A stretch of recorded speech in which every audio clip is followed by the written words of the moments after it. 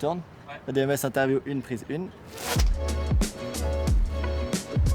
Ça fait plus de 15 ans que je suis dans le bureau. J'ai commencé comme simple jeune ingénieur. Et l'aspect qui est vraiment prépondérant, c'est d'avoir une grande indépendance depuis toujours et puis de travailler dans un cadre où on fait confiance aux gens, quoi. Et puis ça, c'est vraiment top. Ce qui me plaît, c'est d'avoir un impact sur ce qui se passe, quoi, dans les projets, pouvoir être moteur sur un bon nombre de choses, quoi. Le métier d'ingénieur, ça consiste à concevoir tous les aspects qui sont structurels, qui permettent le bon fonctionnement d'un bâtiment, d'un aménagement. J'ai toujours été attiré par tous les aspects qui étaient liés à la construction. C'est surtout qu'on arrive à avoir quelque chose de concret. Je pense qu'il faut avoir un esprit constructif, ça c'est certain.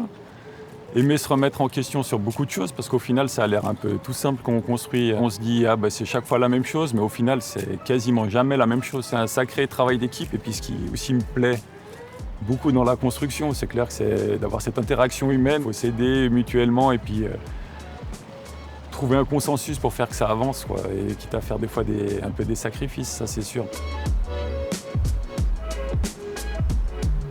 Nous, dans notre métier, je pense que c'est clair qu'on utilise des matériaux, des matières premières à très grande échelle.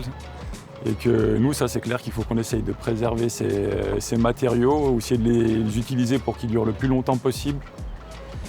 Et puis aussi regarder un peu d'où ils viennent, quels sont les moyens de les acheminer, quels sont les moyens de les traiter. Il faut vraiment que ça soit une volonté forte d'une part du maître de l'ouvrage, puis après depuis coup tous les interlocuteurs. C'est clair que l'architecte il a un rôle prépondérant là-dedans.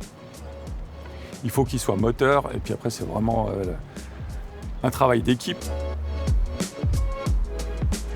Avant, ils avaient un mode de fonctionnement qui me correspond bien, parce que c'est celui-là que je pense qui est le plus intelligent, c'est essayer de construire avec ce qu'on a, pas trop loin, et puis qu'on arrive à acheminer le plus facilement possible, à réparer facilement aussi, parce que si on doit changer un élément, c'est un branle-bas-le-combat incroyable, ça va pas non plus. Et puis après, qui donne aussi du travail aux gens qui sont...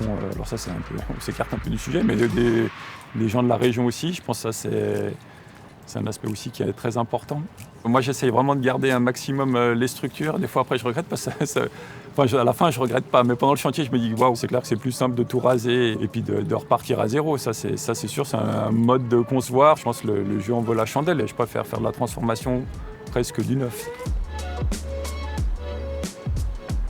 Chaque fois que j'ai l'occasion de passer devant la plage des Eaux Vives, je trouve que c'est incroyable l'ouvrage qui a été réalisé. La population genevoise, elle avait besoin d'avoir des accès au lac.